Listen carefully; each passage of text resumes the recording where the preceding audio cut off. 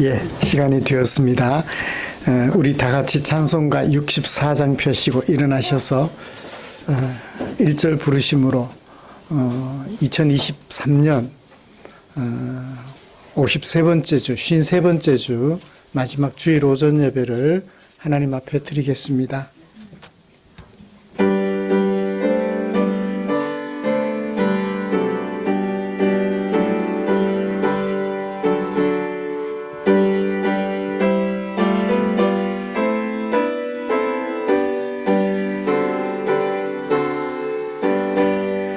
기뻐하며 경배하세 영광의 주 하나님, 주 앞에서 우리 마음 피어나는 꽃 같아 죄와 슬픔 사라지고 의심 구름 거치니 변함없는 기쁨의 주 밝은 빛을 주시네. 아멘.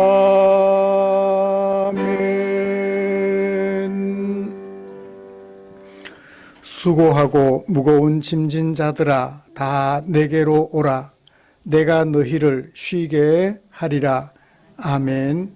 전능하사 천지를 만드신 하나님 아버지를 내가 믿사오며 그 외아들 우리 주 예수 그리스도를 믿사오니 이는 성령으로 잉태하사 동정녀 마리아에게 나시고 본디오 빌라도에게 고난을 받으사 십자가에 못 박혀 죽으시고 장사한 지 사흘 만에 죽은 자 가운데서 다시 살아나시며 하늘에 오르사 전능하신 하나님 우편에 앉아 계시다가 저리로서 산 자와 죽은 자를 심판하러 오시리라.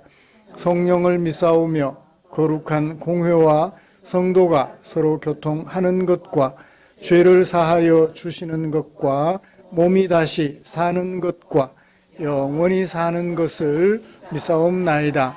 아멘. 찬송가 40장입니다.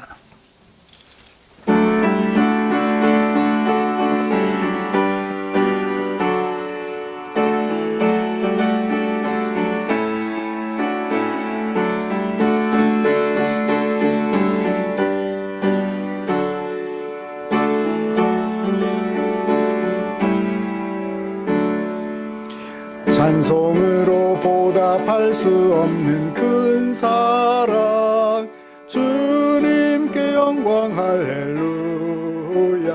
형제자매 주님께 영광 할렐루야. 하나님의 자녀여 크게 찬송 부르며 밝고 거룩한 길로 기쁨으로 나아가 주의 보좌 앞으로 속히 들어가겠네. 주님께 영광 할렐루야. 우리 받은 주님 은혜 한량 없도다. 주님께 영광 할렐루야. 기쁜 찬송 부르면서 천국 가겠네. 주님께 영광 할렐루야. 하나님의 자녀여 크게 찬송 부르며 밝고 거룩한 길로 기쁨으로 나아가 주의 보좌 앞으로 속히 들어가겠네. 주님께 영광 할렐루야. 잠시 후에 우리 모두 주를 보겠네. 주님께 영광 할렐루야. 영광스러운 보좌 위에서 하신 주 주님께 영광 할렐루야. 하나님의 자녀여 크게 찬송 부르며 밝고 거룩한 길로 기쁨으로 나아가 주님 속히 들어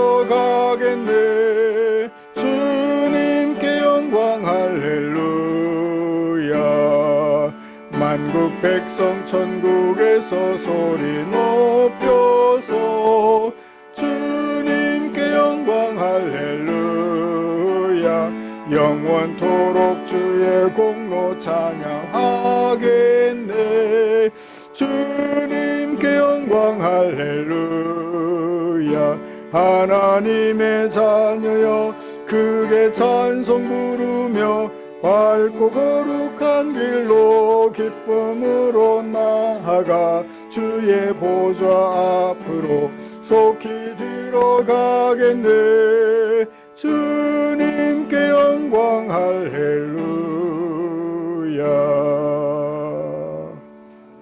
아멘. 교독문 67번 잠언 3장입니다. 주보에 기록된 교독문 함께 교독하겠습니다. 지혜를 얻은 자와 명철을 얻은 자는 복이 있나니 지혜를 얻는 것이 은을 얻는 것보다 낫고 그 이익이 정금보다 나음이니라. 지혜는 진주보다 귀하니 네가 사모하는 모든 것으로도 이에 비교할 수 없도다.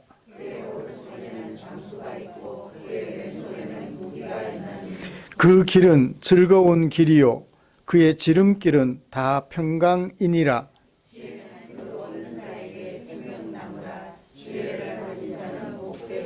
여호와께서는 지혜로 땅에 터를 놓으셨으며 명철로 하늘을 견고히 세우셨고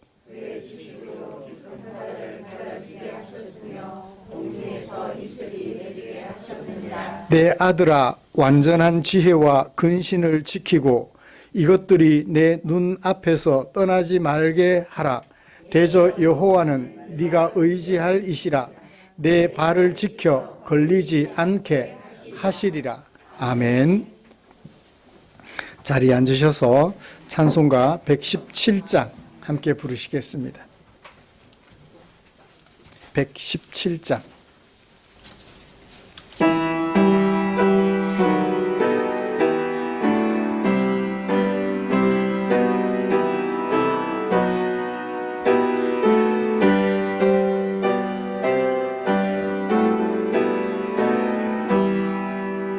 만백성 기뻐하여라. 하늘의 평화가 저 마귀 권세 이기고 우리를 구했네.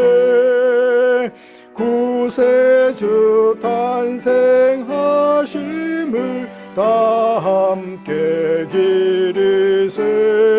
오 기쁘다 반가운 소식 주 오셨네. 땅 위에 평화 내려주시네. 양치는 목자들에게 한 천사 나타나 그 전한 못본 소식은 이 세상 구원할 하나님 독생 성자가 탄생하심이라. 오 기쁘다 반가운 소식 주 오셨네. 땅 위에 평화 내려주시네. 그 천사들이 전한다. 무서워 말아라. 공정여 몸을 주 탄생하셨네. 저 하늘의 영광 영광 땅에는 평화라. 오 기쁘다 반가운 소식 주 오셨네. 땅 위에 평화 내려주시네. 기쁘다 반가운 소식 오 기쁘다 반가운 소식 주 오셨네 땅 위에 평화 내려주시네.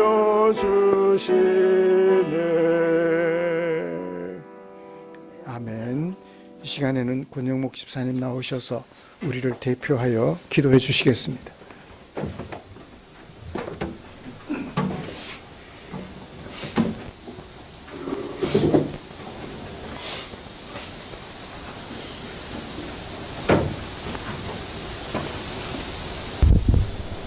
(2023년) 마지막 날 주일을 맞이하여 하고 복된 하나님의 제단에 나와 예배 드릴 수 있도록 은총을 베풀어 주심을 감사와 찬양을 드립니다. 오늘 저희들의 찬양과 예배를 기뻐 받아주시고 살아 역사하시는 하나님을 경험하는 생명의 시간이 되게 하여 주옵소서. 한 해 동안 우리의 건강을 지켜주시고 일과 가정에도 평안을 누리게 하심을 감사합니다. 이 모든 것들이 감사할 뿐입니다.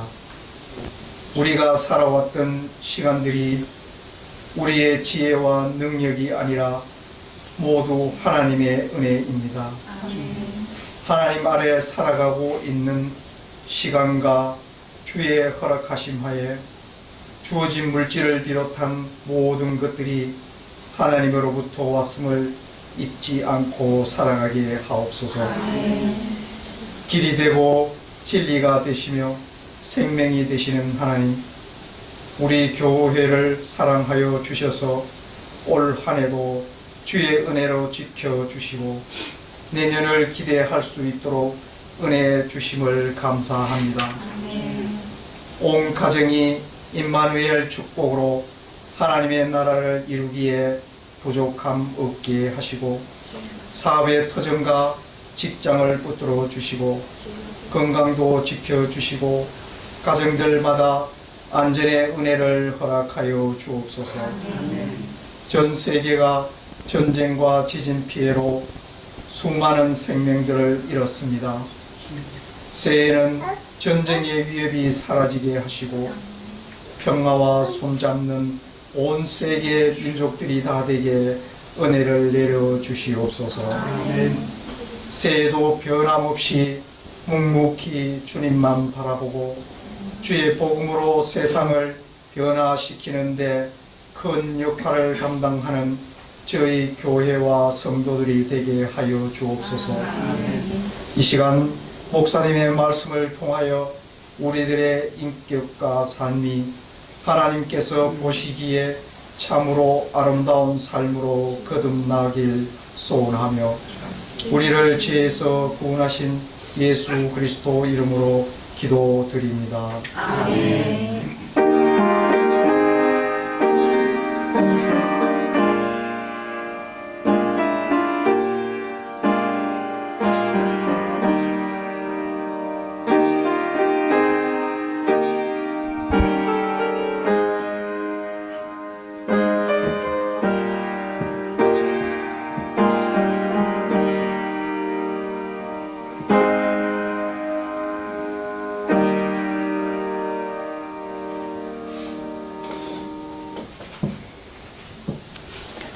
오늘 함께 묵상할 하나님의 말씀은 요한복음 17장 15절부터 19절까지입니다.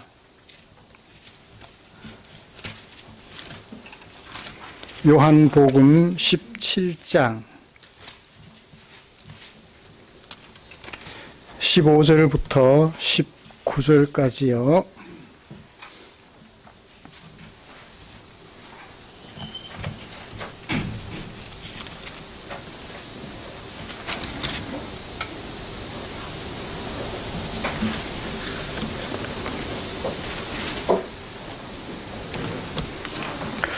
찾으신 줄 알고 한 절씩 교독하겠습니다.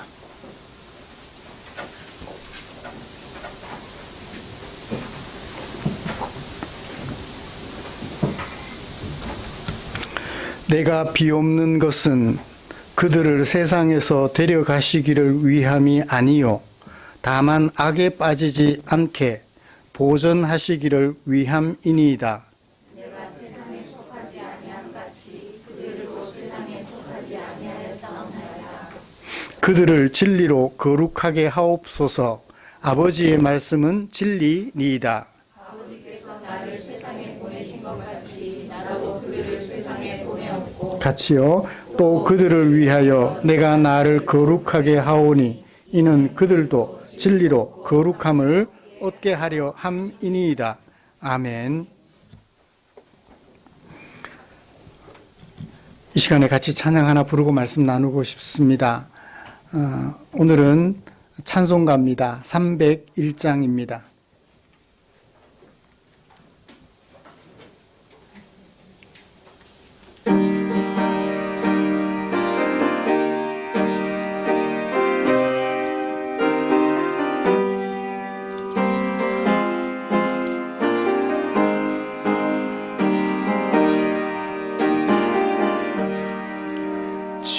지금까지 지내온 것 주의 크신 은혜라 한이 없는 주의 사랑 어찌 이루 말하랴. 자나깨나 주의 손이 항상 살펴주시고 모든 일을 주 안에서 형통하게 하시네. 몸도 맘도 연약하나 새 힘받아 살았네. 물 붓듯이 부으시는 주의 은혜 족하다. 사랑 없는 거리에나 험한 산길 헤맬 때 주의 손을 굳게 잡고 찬송하며 가리라. 주님 다시 배울 날이 날로 날로 다가와 무거운 짐 주께 맡겨 벗을 날도 멀잖네. 나를 위해 예비하신 고향 집에 돌아가 아버지의 품 안에서 영원토록 살리라. 아멘.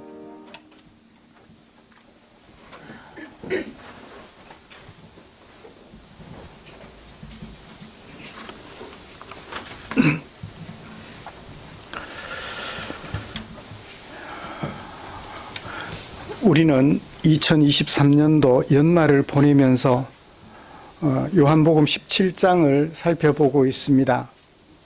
12월 17일 주일에는 제자들과 더 이상 몸으로 함께 하실 수 없는 길을 가셔야 하는 예수께서 남아있게 될 제자들을 위하여서 성부 하나님께 드린 기도를 살펴보았습니다. 그 첫 번째 기도를 살펴보았는데요. 11절입니다. 우리가 하나인 것과 같이 그들도 하나 될 수 있도록 보전해 주세요. 라는 것이었습니다. 하나됨을 계속해서 유지할 수 있게 해달라. 예수를 믿는 믿음, 성령 하나님의 감동하심으로 하나님이 보내신 예수님을 구주로 믿는 그 믿음에 있어서 흔들림 없이 공동체 전체가 하나로 될 수 있도록 유지해 달라고 기도해 주셨습니다. 그렇게 기도하신 이유는 세상이 예수님을 미워해서 십자가에 못 박은 것처럼 세상이 제자들을 미워하여서 예수님을 믿지 못하도록 회방을 놓을 것이기 때문이라고 14절에서 말씀해 주셨습니다. 사랑하는 성도 여러분, 우리는 하나님과 예수님과 성령님을 아는 공동체 교회라는 표어로 지난 한 해 동안 달려왔습니다. 우리는 성령 하나님의 감동하심으로 하나님께서 보내신 예수님을 믿는 믿음으로 삼위 하나님의 공동 목표인 하나님의 백성의 일원이 되었습니다. 이런 삼위 하나님의 소원을 믿음으로 수용한 이상 우리는 하나님을 대적하는 이 세상을 살아가면서 이 믿음에서 한시도 떠나지 않기를 주님의 이름으로 축복합니다. 어떤 이는 남자로 살아요. 어떤 이는 여자로 살아갑니다. 어떤 이는 장애인으로 살아갑니다. 어떤 이는 비장애인으로 살아갑니다. 어떤 이는 권력과 부 등 사람들이 좋아하는 것을 모두 누리는 사회적 강자로 살아가기도 합니다. 반대로 권력과 부와는 거리가 먼 사회적 약자로 살아가는 사람들도 있습니다. 이처럼 사는 모양은 다르다 할지라도 우리는 예수님을 믿는 믿음 때문에 하나님의 백성 공동체가 되었음을 한시도 잊지 말아야 할 것입니다. 이제 우리는 예수님께서 남아있게 될 제자들을 위하여 성부 하나님께 드린 두 번째 기도를 살펴보면서 본문 속에 담아두신 하나님의 마음, 우리 예수님의 마음을 살펴보려고 합니다. 먼저 요한복음 17장을 대략적으로 다시 한 번 더 정리를 해드리고 오늘 설교 방향을 말씀드리도록 하겠습니다. 예수님을 위한 예수님의 기도, 대제사장으로서 1절부터 5절까지죠. 나를 영화롭게 해주십시오. 내가 아버지를 영화롭게 했으니 이제는 아버지께서 나를 영화롭게 하실 차례입니다 라고 말씀하시는 것 같아요. 그 다음에 6절부터 14절까지가 첫 번째 기도죠. 서론의 말씀을 드렸습니다. 두 번째 기도가 15절부터 19절까지입니다. 그 다음에 세 번째는 20절부터 26절까지 제자들이 전파하는 복음의 말씀을 듣고 제자들처럼 예수님을 믿게 될 그 사람들, 오늘의 우리들까지 포함해서 앞으로 예수 믿게 될 사람들까지 포함해서 그들을 위한 예수님의 기도를 20절부터 26절까지 말씀에서 기록하고 있습니다. 제자들을 위한 두 번째 기도 내용은 기도하게 된 배경 15절, 16절.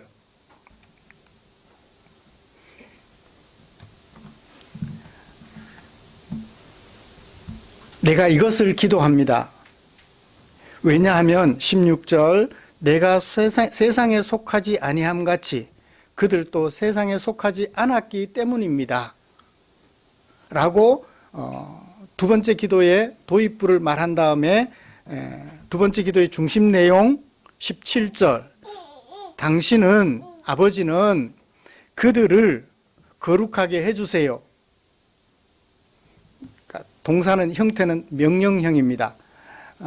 예수님이 하나님께 명령하지는 않으셨을 것 같고 명령형은 가끔씩 청유형, 간구하는 것으로도 이해를 할 수 있지요. 거룩하게 해주세요. 무엇으로? 진리로. 예수님의 기도의 본질적인 내용은 17절에 담겨 있습니다. 다시 한번 이유를 말해요. 아버지께서 나를 세상에 보내신 것처럼 나도 그들을 세상에 보냈습니다. 세상의 제자들이 살아간다는 얘기죠. 그들을 위하여 내가 나를 거룩하게 합니다. 왜냐하면 그들도 진리로 거룩함을 얻게 하려고, 그들도 나처럼 진리로 거룩함을 얻게 하려고 내가 오늘 나를 거룩하게 합니다. 그들에게 거룩하게 되는 뭐가 된다? 예수님은 그들을 진리로 거룩하게 하려고 오늘 나도 진리로 나를 거룩하게 합니다. 예수님은 진리로 거룩하게 될 제자들의 뭐가 된다? 모델이 된다는 얘기죠. 모델이 된다는 얘기죠. 그러므로 당신께서는 여기 남아있을 내가 세상에 보낸 제자들을 진리로 거룩하게 해주세요 라는 것이 중심 내용이 되겠습니다. 이런 말씀을 가지고 두 가지로 기도하려고 하는데요. 기도 내용이 무엇인지 진리로 거룩하게 해주세요 라고 하는 기도 내용을 좀 살펴보겠고요. 그 다음에 이어서 무엇으로 제자들이 거룩하게 될 수 있는가, 도구로 사용된 진리에 대한 이야기를 나누면서 오늘 설교를 마무리하도록 하겠습니다. 먼저 기도 내용을 좀 살펴볼까요? 거룩하게 해주세요. 17절, 아버지께서는 그들을 거룩하게 해주세요. 거룩하게 하다라는 말을 어떻게 이해해야 할까요? 거룩하다, 정의를 좀 내려보죠. 일단 본문 속에서 찾아볼 필요가 있을 것 같습니다. 거룩하게 되는 게 뭐죠? 본문 속에서 한번 찾아보세요. 15절을 자세히 읽어보면 대충 좀 짐작해 볼 수 있을 것 같아요. 반대말의 경우니까. 거룩하게 되는 게 어떻게 되는 거예요? 악에 빠지지 않는 거예요. 그러니까 내가 이것을 위하여 기도하지 않습니다. 이것을 위하여 기도합니다. 무엇을 위하여 기도하지 않아요? 제자들을, 하나님을 대적하는 이 세상에서 데려가 달라고 기도하지 않습니다. 왜? 데려가 버리면 이 세상은 누가 돌봐요? 그죠?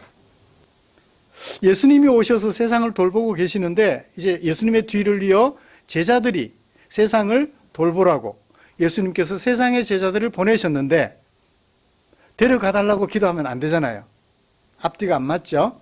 데려가 달라고 기도하는 게 아니고 뭐를 위해서 기도한다? 악에 빠지지 않도록 저들을 보존해 달라고 기도합니다 라는 얘기예요. 악에 빠지지 않도록. 이것이 예수님의 기도의 중심 내용, 거룩하게 해달라는 것과 관련이 있는 것 같아요. 어떤 의미에서? 반대가 되는 의미에서. 거룩하게 해달라. 악에 빠지지 않게 해달라. 여기는 소극적이라면 여기는 적극적이겠죠. 여기는 수동적이라면 여기는 능동적인 것이 되겠죠. 악에 빠지지 않는다. 거룩하게 된다. 이것은 도대체 어떤 의미가 있을까요? 거룩이라는 것은 비교 불가한, 비교할 데가 없는 하나님의 성품입니다. 특성이에요. 사무엘상 2장 2절에서 이렇게 얘기를 합니다. 여호와와 같이 거룩하신 이가 없다. 거룩하신 이가 없다. 누구같이? 여호와처럼. 그러니까 여호와만 유일하게 거룩하신 분이라는 얘기죠. 그러니까 거룩을 얘기를 하려면 누구를 빼면 안 돼요? 하나님을 빼면 안 돼요. 왜냐하면 주 밖에 다른 이가 없고 우리 하나님 같은 반석도 없기 때문입니다.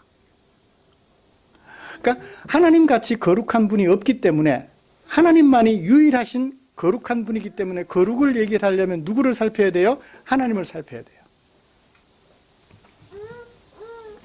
또한 거룩은 거룩하신 하나님의 백성으로 부르심을 받은 백성들의 목표가 되어야 합니다. 왜 그럴까요? 출애굽기 19장에서 하나님이 이스라엘 백성들을 애굽 제국에서 나를 위하여 너를 종으로 삼는 애굽 제국에서 건져내어 너를 위하여 내가 종이 되어주는 하나님 나라 백성으로 이끌어 가시면서 이런 말씀을 들려주셨어요. 너는 이스라엘 자손의 온 회중에게 말해라. 누가 누구에게 하신 말씀이죠? 하나님께서 모세에게 하신 말씀이에요. 이것을 백성에게 전해라. 무엇을? 너희는 거룩하라. 모세에게 말씀하시기를 너는 백성에게 가서 백성에게 너희는 거룩하라라고 말을 하라는 거예요. 왜냐하면 나 여호와 너희의 하나님, 어떤 나 여호와 너희의 하나님? 애굽 제국에서 건져낸 나 여호와 하나님이 거룩하기 때문이야 라고 말을 해라. 그러므로 백성들의 목표도 또한 뭐가 되어야 돼요? 거룩이 목표가 되어야 돼요. 거룩하신 하나님의 은혜로, 거룩하신 하나님의 나라로 이끌어냄을 받았으니 거룩하신 하나님과 함께 살아갈 하나님의 백성들은 뭐 해야 한다? 거룩해야 한다. 거룩한 하나님과 함께 살아가려면 거룩해야 한다라는 거예요.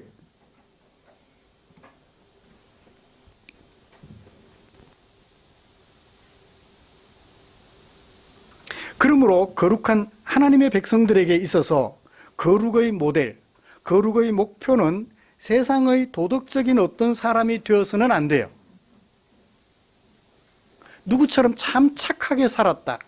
그 사람을 우리의 모델로 삼아서는 안 돼요. 세종대왕처럼 살자. 그게 안 된다는 거예요. 링컨처럼 살자. 이순신 장군처럼 멸사봉공하자. 그게 안 된다는 거예요. 누구처럼? 하나님처럼. 우리가 거룩하려면 하나님처럼, 우리가 하나님은 아니에요. 하나님처럼 살아야 되는 거예요. 그러면 그 하나님처럼은 이따가 좀 진리로라는 말씀 속에서 살펴보기로 하고요. 거기에 준하는 모델을 성경 속에서 찾을 수 있어야 하겠지요. 거룩의 모델을 말입니다. 거룩에 반하는 모델을 성경에서도 찾을 수 있겠죠? 왜요? 성경은 우리를, 거룩하지 못한 우리를 거룩한 백성이 되도록 바로잡아주는 역할을 하기 때문에. 그러면 예수님은 왜 이런 기도를 드렸을까요? 하나님께. 예수님을 믿어 하나님의 백성 공동체가 된 제자들이 소속이 세상이 아니기 때문에 그래요. 소속 때문에 그래요. 살아가는 삶의 현장과 소속이 다르기 때문에 그렇게 기도하는 거예요. 제자들은 어디 소속이 되었죠, 이제? 예수를 믿음으로? 하나님을 대적하는 세상에 속하지 않고 거룩하신 하나님이 계시는 하나님 나라에 속한 거예요. 소속이 그렇게 바뀐 거예요. 예수를 믿음으로. 그런데 제자들이 살아가는 곳은 어디예요? 하나님을 대적하는 세상이에요. 하나님을 대적하는 세상의 특징은 뭐죠?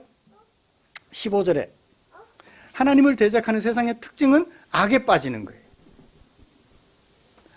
악에 빠지지 않고 거룩해야 할 제자들이 살아가는 곳이 하나님을 대적하는 악에 빠진 세상이에요. 소속은 하나님 나라인데 살아가는 삶의 현장은 하나님을 대적하는 세상이에요. 그래서 예수님은 부단히 하나님께 기도하기를 이 제자들을 보존해 주세요. 거룩하게 되도록.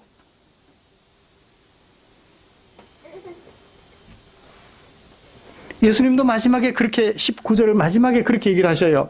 그들도 진리로 거룩함을 얻게 하려고 나도 거룩한 삶을 삽니다. 그죠? 내가 나를 거룩하게 합니다. 왜? 그들이 세상에서 거룩하게 되도록 나도 모델이 되어 그들의 모델이 되어 그렇게 거룩하게 살아갑니다. 예수님의 소원도 그래요.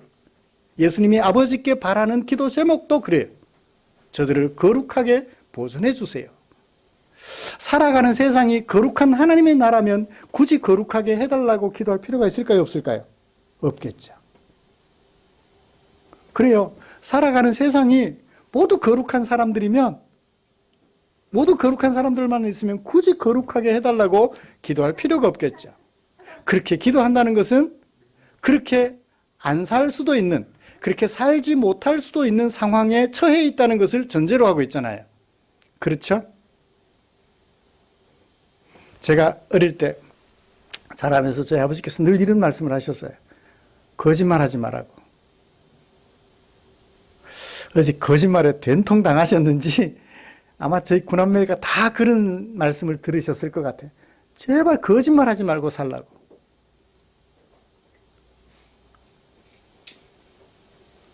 머리에 박혀 있어요. 거짓말은 안 된다고. 손해를 보더라도 사실을 말하라고. 그런 아버지는 끝까지 거짓말 안 하셨는지 잘 모르겠어요.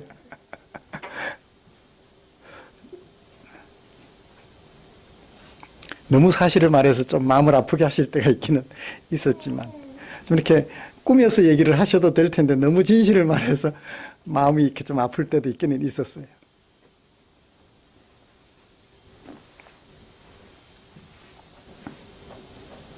그래요. 우리가 살아가는 세상이 거룩한 사람들만 살아가는 세상이면 굳이 거룩하게 해달라고 기도할 필요가 없어요.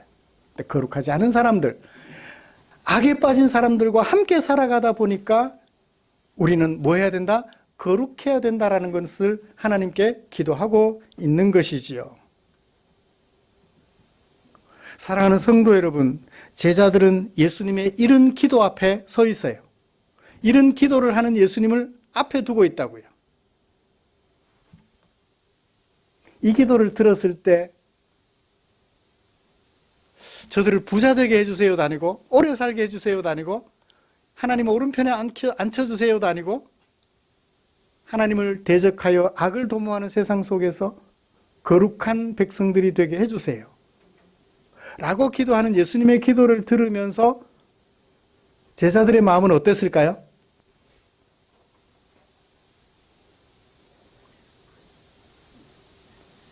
마음이 무거웠을까요? 가벼웠을까요? 세상에 제일 힘든 게 뭐예요? 거룩하게 사는 거잖아요.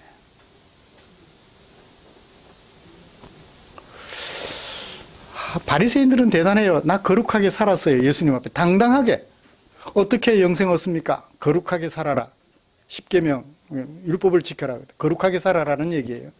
나 다 지켰는데요. 나 거룩하게 살았는데요. 당당하게 얘기를 해요.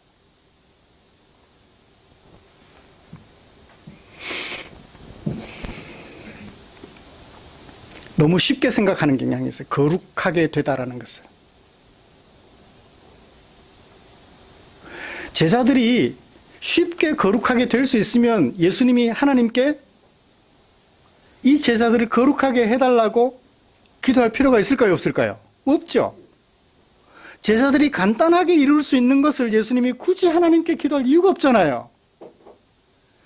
너무나도 힘들고 어렵기 때문에 저들을 거룩하게 해달라고 기도하고 계신다고요. 예수님의 이 기도, 하나님께 드리는 이 기도 앞에 제자들이 서 있어요. 자신을 살펴봐요. 나는 악에 빠지지 않는가? 수시로 악에 빠지는 내 입장에서 이 말씀을 들으면서 이 말씀 앞에 서 있으면서 마음이 참 무거웠어요. 이 설교를 준비하면서 나는 어떤가? 제가 먼저 이 말씀 앞에 서야 되잖아요. 제자들이 섰던 것처럼, 요한이 섰던 것처럼 제가 이 말씀 앞에 서야 여러분들 앞에 거룩하게 되기를 힘씁시다라고 얘기를 할 수 있잖아요. 마음이 참 무거웠어요. 거룩하게 되는 것. 가장 가깝게는 아내에게, 가장 가깝게는 남편에게, 가장 가깝게는 부모님에게, 자녀들에게, 가족들에게, 그리고 가장 가깝게는 또 우리 성도님들에게, 서로가 서로에게 거룩하게 돼. 저 사람을 봤을 때 마치 누구를 보는 것처럼 거룩하신 하나님을 보는 것처럼 저를 좀 봐주세요. 하나님처럼 그렇게 보여요?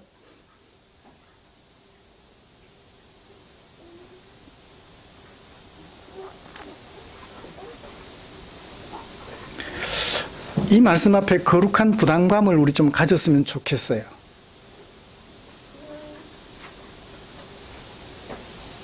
바리새인들이 이런 예수님의 말씀 앞에서 전혀 부담감을 가지지 않고 가볍게 나 거룩한데요? 뭘 또 더 거룩하라고요? 라고 했던 바리새인들처럼 그런 마음가짐을 넘어서서 정말 부담감을 가지는 저와 여러분들이 되었으면 좋겠습니다. 이제 무엇으로 제자들을 거룩하게 해달라고 예수님께서 아버지께 기도했는지 살펴보죠. 무엇으로 거룩하게 해달라고 했나요? 17절 다시 한번 같이 읽어봅시다. 시작. 그들을 진리로 거룩하게 하옵소서. 아버지께서는 그들을 진리로 거룩하게 하옵소서. 진리로. 진리로라는 말은 도구예요. 그죠? 거룩하게는 하는데 무엇으로? 진리로. 진리는 도대체 뭐길래 이 진리가 거룩하게 할까요? 진리라는 말은 이 명사인데요. 진리라는 명사가 신약에서 모두 110번 사용되었어요. 110번. 좀 중요한 단어겠죠? 110번 사용되었는데 그 중에 사도 요한이 혼자서 요한복음과 요한 1, 2, 3서 서신서에서 모두 36번 사용했어요. 110번 중에 40번. 거의 2.5분의 1이죠? 맞나요? 110번 중에 40번. 그러니까 혼자서 다 사용했다고 해도 과언이 아니에요.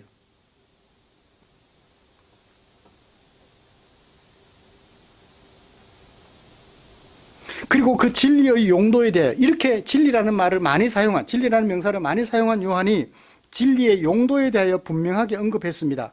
요한복음 8장 32절. 너희들은 진리를 알아라. 왜냐하면 진리는 너희를 자유롭게 하기 때문이다. 자유롭게 한다는 얘기는 너희가 어디에 어떤 상태에 있다는 얘기예요? 감옥에 갇혀 있다는 얘기죠. 너희가 본래는 감옥에 갇혀 있었는데 그 감옥에 갇혀 있는 너희를 자유롭게 하는 것이 뭐다? 진리다라는 거예요. 진리는 어떤 속박된 자리에 있던 사람들을 그 속박된 자리에서부터 해방시키는 것, 자유롭게 하는 것, 그 역할을 합니다. 여러분, 우리 사람들은 어디에 속박되어 있었을까요? 진리를 알기 전 우리는 어디에 속박되어 있었을까요? 죄라는 감옥에 갇혀 있었어요. 하나님을 대적하는 악의 세상에 갇혀 있었다고요. 진리는 그런 우리를 해방시켜 거룩하신 하나님 나라에 소속되게 하신 거죠. 그게 진리예요. 소속만 바꾸나요? 오늘 말씀을 보니까 진리로 거룩하게도 한대요. 진리의 역할은 소속만 바꾸는 것이 아니라, 그러니까 악의 세상, 악에 빠져 살아가는 세상에 갇혀있던 우리를 거룩한 사람들이 살아가는, 거룩한 하나님과 함께 거룩한 사람들이 살아가는 거룩한 세상으로 소속만 바꾼 것이 아니라 실제로 그를 거룩하게도 해요. 그래서 진리로 거룩하게 해달라고 기도하고 있는 것이지요. 그 진리는 뭘까요?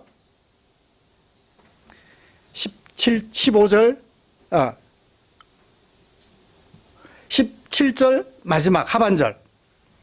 진리가 뭐예요? 아버지의 말씀이래요. 아버지의 말씀과 진리는 동격이지요. 아버지의 말씀은 진리이기 때문입니다. 아버지의 말씀과 진리는 동격이에요. 아버지의 말씀은 뭐죠? 율법이에요. 하나님의 율법이에요. 하나님이 당신의 백성들을 부르시고 그 백성들을 통하여 하나님의 나라를 이루고자 하는 아버지의 말씀, 기준이 있어야 될 거 아니에요. 나라를 이루려면 뭐가 필요해요? 법이 필요하죠. 아버지의 말씀은 곧 법이에요. 율법 속에 담겨 있지요. 세상의 법과 아버지의 법이 다른 것이 뭔가요?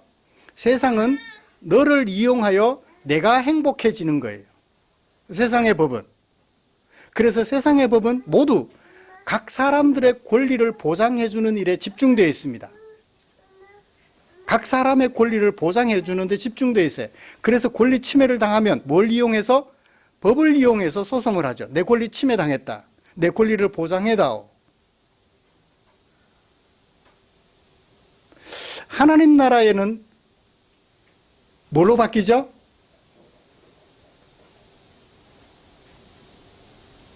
하나님 나라의 율법은 첫째도 사랑, 둘째도 사랑이에요. 하나님의 계명의 강령이니라. 강령, 사랑이에요. 요약, 한마디로 요약하면 사랑이에요. 그러니까 너를 위해서 내가, 너의 행복을 위해서 내가 희생해 주는 게 하나님 나라. 세상의 법은 나의 행복을 위해서 너를 이용하는 거예요. 반대죠? 하나님 나라. 그래서 악한 세상, 거룩한 세상 반대가 되는 거예요. 너를 이용하여 내가 행복을 얻는 것이 세상의 법이라면, 진리는 너의 행복을 위하여 내가 희생해 주는 거예요. 그래서 하나님 백성들의 삶, 거룩한 삶은 거꾸로 사는 삶이라고들 얘기를 해요. 이 세상과 달리.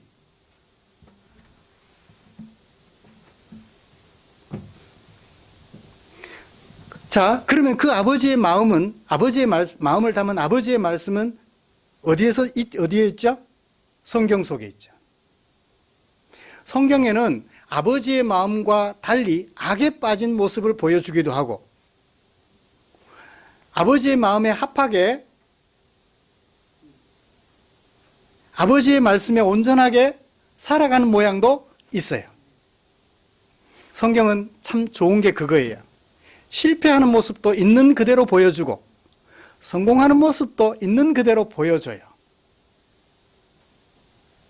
아브라함이 자기 목숨 살려고 아내를 누이 동생이라고 속여서 그랄 왕에게, 애굽 왕에게 팔아넘긴 것, 실패한 거예요? 성공한 거예요? 성경은 참 좋게도 실패한 모습도 그대로 기록해 두었어요. 아브라함이 우리 아버지라 생각해 보세요. 자식이 그 모양을 기록해 놨어요. 기분 좋겠어요, 안 좋겠어요? 좋은 모델, 좋은 것만 기록해 주면 좋겠는데 부끄러운 것도 기록해 두었단 말이에요.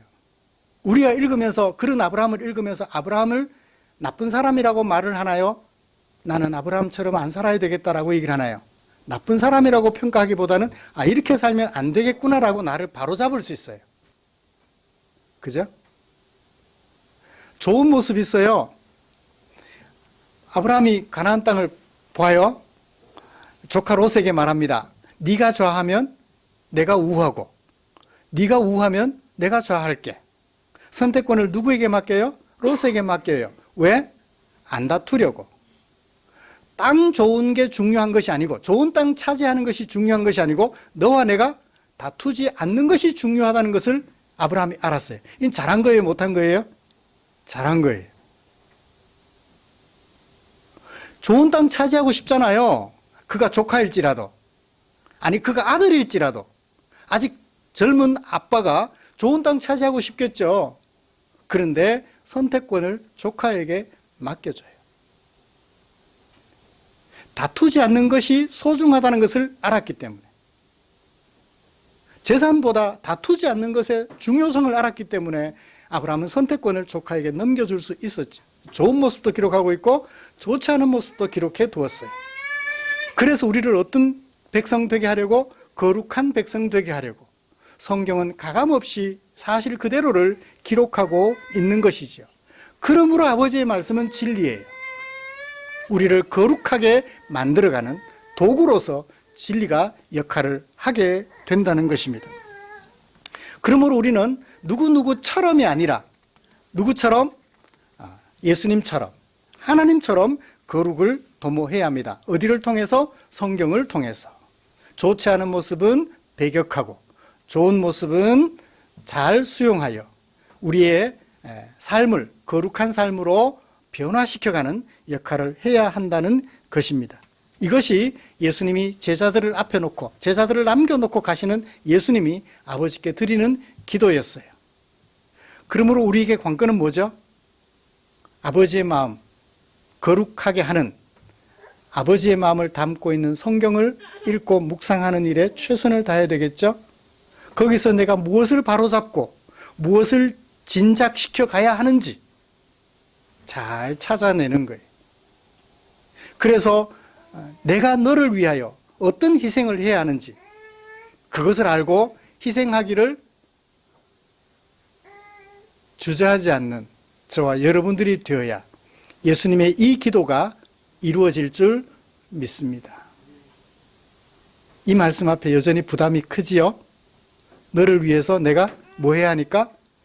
희생해야 하니까. 너를 위하여 내가 사랑해야 하니까. 무엇을 걸고? 내 생명을 걸고. 한 해를 마감하면서 이런 거룩한 부담감을 가지고 한 해를 마무리하고 거룩한 부담감을 가지고 새해를 맞이하는 저와 여러분들이 되었으면 좋겠어요. 이것이 하나님의 마음, 예수님의 마음, 성령 하나님의 마음이니까. 이 하나님을 알았다면 거룩한 부담감을 가지고 악에 빠진 이 세상에서 거룩한 삶을 도모하는 저와 여러분들이 되면 좋겠습니다. 기도하겠습니다.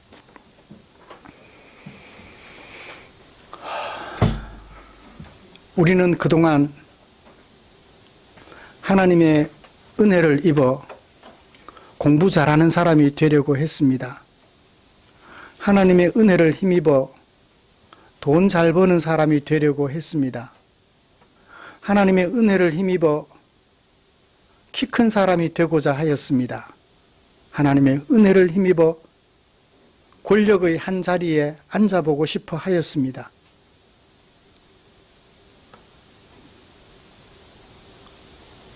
야고보와 요한을 낳았던 그 어머니가 가졌던 소원처럼 우리도 그런 소원을 가지고 살았습니다. 그런데 오늘 예수님이 제자들을 남겨놓고 가시면서 아버지께 드리는 이 기도를 묵상하면서 내가 이제 무엇을 바라보아야 하는지 목표를 재설정할 수 있었습니다. 마음의 부담감이 많이 큽니다. 그렇지만 이것이 주의 말씀이니 아멘으로 받아서 날마다 진리를 묵상함으로 아버지의 마음을 담고 있는 말씀을 묵상함으로 거룩해져 가고자 하는 뜨거운 열망, 그것이 주님의 것이 아니라 내 것이 될 수 있도록 주님 힘쓰기를 원합니다. 마음에 결심하는 우리 사랑하는 성도들 당신의 품에 꼭 안아주시고 격려하여 주시옵소서. 100점 맞지 못할지라도 힘쓰고 애쓰는 모습을 기뻐한다는 주님의 따뜻한 사랑을 느껴보는 우리 성도들 되도록 은혜 내려 주시옵소서. 우리를 불러 거룩하신 하나님에게 소속된 하나님의 백성 삼아주신 것 감사드리며 예수님의 이름으로 기도드립니다. 아멘.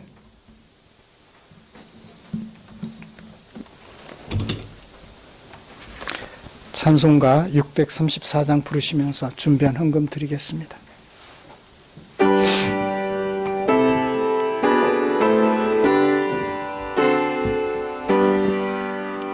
모든 것이 주께로부터 왔으니 이 예물을 주께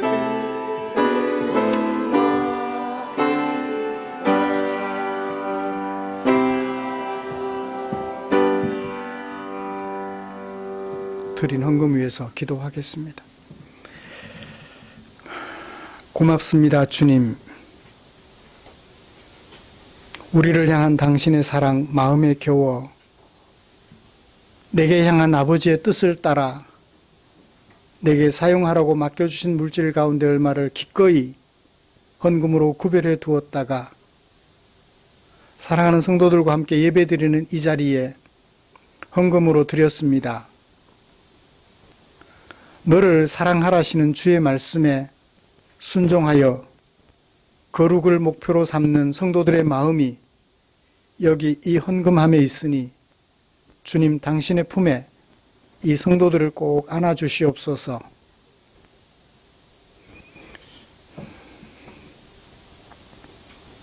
그리고 그 머리를 쓰다듬어 주시옵소서. 주님께 기도드립니다. 주의 말씀에 순종하여 너를 사랑하는 마음으로 드린 헌금을 축사해 주셔서 사용되는 곳마다 하나님의 영광 드러나게 하여 주시옵소서. 삶의 무게에 눌려 쓰러져 있는 지체들 일으켜 세우는 일에 쓰고 남음이 있게 하시고, 혹 줄여 배고파하는 지체들이 있다면 그들의 배를 채워 드리는 일에 쓰고 남음이 있도록 우리 주님 축사해 주시옵소서. 그래서 성도들 마음에 아버지의 뜻을 쫓아 헌금 드리기를 참 잘했다고 다시 한번 감사하는 일이 있도록 주님 축사해 주시옵소서. 예수님의 이름으로 기도드립니다. 아멘.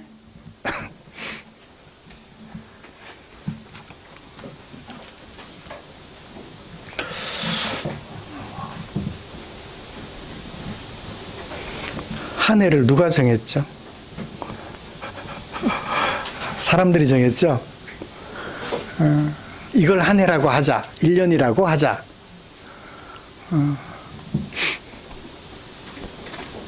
무엇에 근거해서? 아마 계절 변화에 근거해서. 그죠? 계절 변화에 근거해서. 아니면 어떤 달의 위치가 우리 눈에 보이는 자리, 달이 아니고 별의 위치가 우리 눈에 보이는 자리, 그것에 근거해서 이걸 1년이라고 하자라고 아마 정한 것이 아닐까라고 생각이 되는데요. 천문학자가 아니라서 틀릴 수도 있습니다.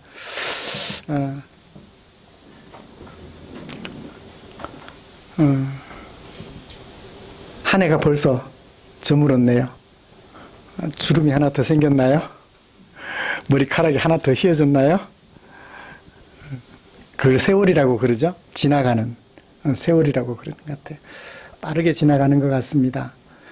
옛날 어른들 말씀에 20대 때는 시속 20km 느린 것 같이 느껴지고, 30대에는 조금 빨라지는 것 같고, 60대 되면 시속 60km로 조금 더 속도감을 느낄 수 있다.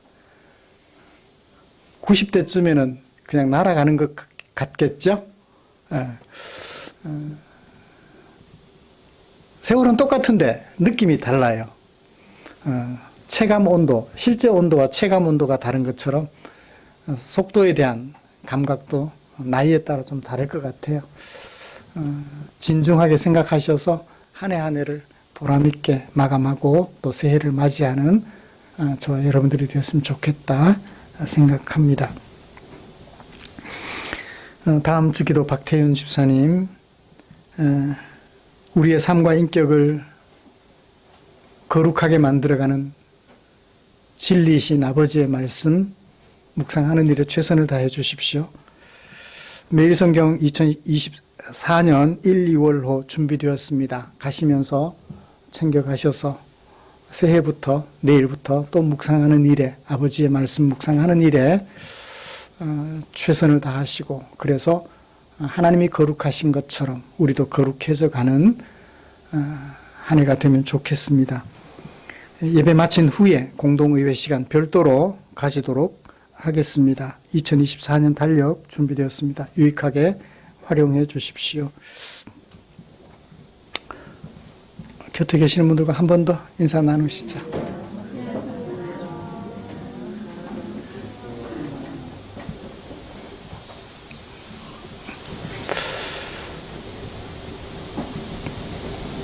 기도 제목을 제가 따로 적지는 않았는데, 우리 최영조 집사님 막내딸 현정자매 아기 출산하여 지금 2달쯤 됐나요?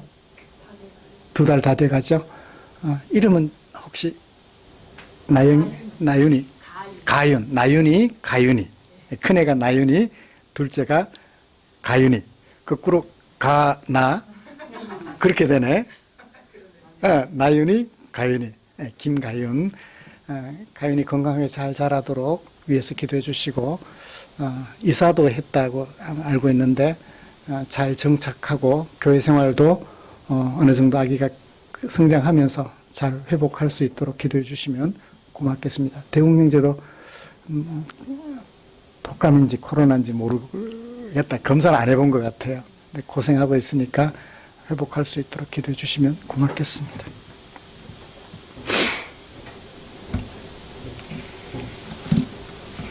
그리고 오늘 저녁 11시 예배당에서 송구영신 예배 드리도록 하겠습니다. 그리고 오후 예배는 송구영신 예배 때문에 따로 모이지는 않겠습니다.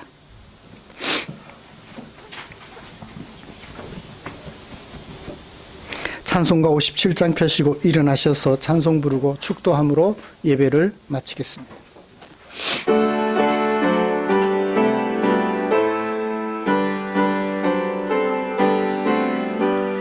오늘 주신 말씀에 새 힘 얻어서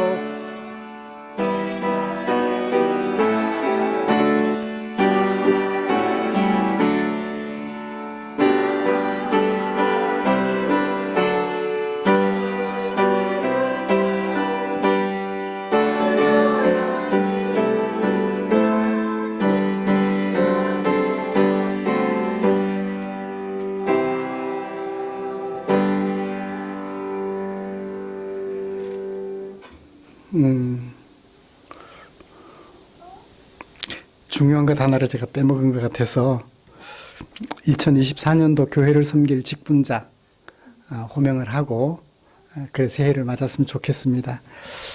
예배 전에 할까, 설교 전에 할까, 후에 할까 고민하다가 빠뜨렸어요. 2024년도 교회를 섬길 직분자 명단 발표합니다. 협동 안수집사로 석태진 집사님, 명예권사로 김영자 권사님, 김보경 집사님 명예집사, 협동권사로 유선임 권사님, 서리집사 남, 권영목, 박태윤, 안혜광, 이우식, 주진아, 신상용 집사님, 권이슬, 이효진, 최수정, 최수현, 최옥녀 집사님, 위원회와 주일학교 발표합니다. 재정위원회 위원장 권영목, 위원 이효진, 최수정, 예배위원회 위원장 석태진, 위원 김영자, 이성균, 최은혜, 전도선교위원회 박태윤, 위원장 박태윤, 위원 김보경, 김춘옥, 최형문, 최현정, 주진아, 교육위원회 위원장 이우식, 위원 권이슬, 김대웅, 안혜광, 최수현, 봉사위원회 위원장 유선임, 위원 최옥녀, 김한희, 주일학교 교사 유치부 권이슬, 최수정, 유초등부 박현주, 신상용, 최수현, 중고등부 안혜광, 김대웅, 예배반주 피아노 최수현, 신디사이저 김대웅, 한 해 동안 수고해 주시면 고맙겠습니다. 제가 뒤에 비치해 두도록 하겠습니다. 제가 잠깐 기도하고 직분과 새해를 위해서 축도하고 예배를 마치겠습니다. 하나님 아버지, 교회를 2024년도 교회를 섬길 직분자 명단을 발표했습니다. 주어진 임무를 한 해 동안 기억하고 잘 감당하여서 교회 공동체가 마치 한 수레바퀴 한 수레에 올라탄 것처럼 함께 한 해를 잘 보내는 그 목표를 달성할 수 있도록 은혜 베풀어 주시옵소서. 각자 주어진 역할을 감당할 때 그 수고로 인하여 섬기는 가정과 일터에 어려움이 생기지 않도록 주께서 선히 간섭해 주시옵소서. 이들의 수고로 우리 교회가 날로 하나님의 거룩한 백성으로 거룩해져 가는 일에 큰 유익이 있도록 은혜 내려 주시옵소서.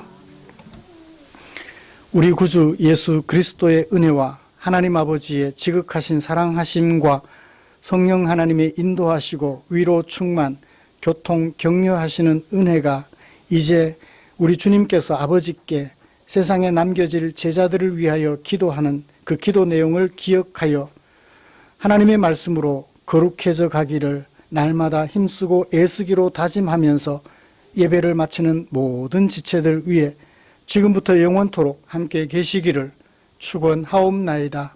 아멘.